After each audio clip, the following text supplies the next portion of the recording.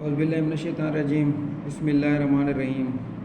Welcome to physics balloon combination of resistors. और जो हमारा आज का टॉपिक है पैरेलल कम्बिनेशन ऑफ रजिस्टर। बेटा हमारे पास तीन रजिस्टर हैं, ऊपर नीचे लिखे हुए हैं, ये R1, ये R2 और ये R3। अब पहले हम पढ़े थे सीरीज़। अब यहाँ क्या है, जो रजिस्टर को हमने आपस में जोड़ना है, इस मेथड को नाम देंगे पैरेलल कम्बिनेशन। अब हमने इसको क्या करना है, बैटरी के साथ जोड़ देना है। क्या करना है, अब इसको हमने बैटरी के साथ जोड़ देना है। ये हमारे पास की हो गई और ये हमारे पास बैटरी हो गई। अब ये हमारे पास करंट फ्लो की डायरेक्शन होगी। अब बेटा जहाँ हर रजिस्टर का वन एंड, ये एक पहले रजिस्टर का दिन, ये पहले रजिस्टर का एंड, ये दूसरे का एंड और ये तीसरे का एंड, ये पूरा जो साइड है लेफ़्ट साइड समझ लो इसको, ये पॉजिटिव टर्मिनल के साथ कनेक्टेड है, जो राइट साइड है वो नेगेटिव टर्मिनल के साथ कनेक्टेड है। तो इस पूरे सिस्टम के अंदर बेटा जो वोल्टेज होगी वो सेम होगी।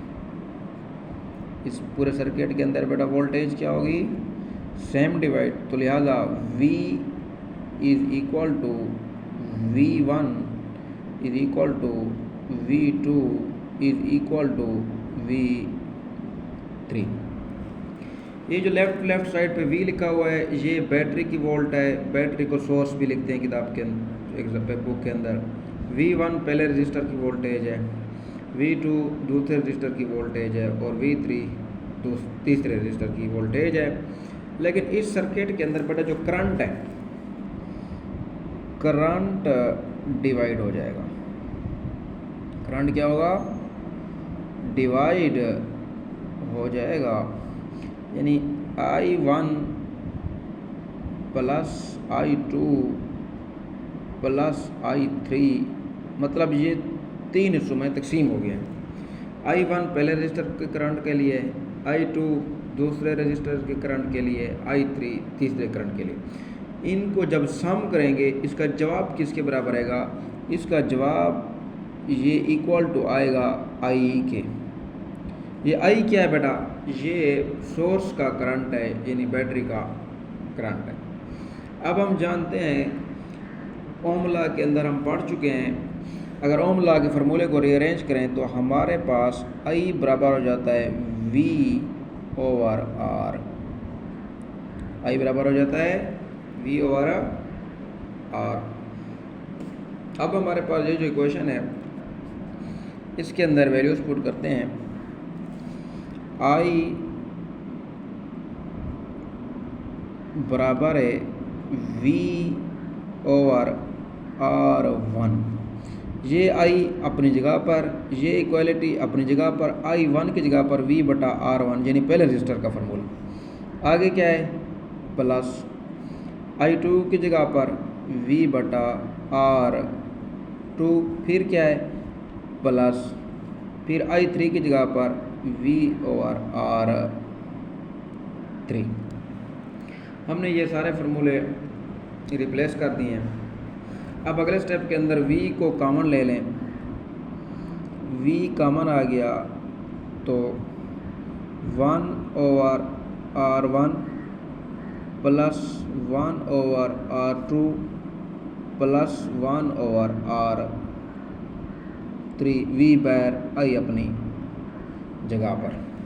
अब हम रिप्लेस करते हैं इन कम्बिनेशन को, यानी इन रजिस्टर के मजमूए को रिप्लेस भी कर सकते हैं सिंगल रजिस्टर्स। क्या कर सकते हैं, रिप्लेस कर सकते हैं, तब्दील कर सकते हैं, यानी replace किसको? कम्बिनेशन ऑफ रजिस्टर को।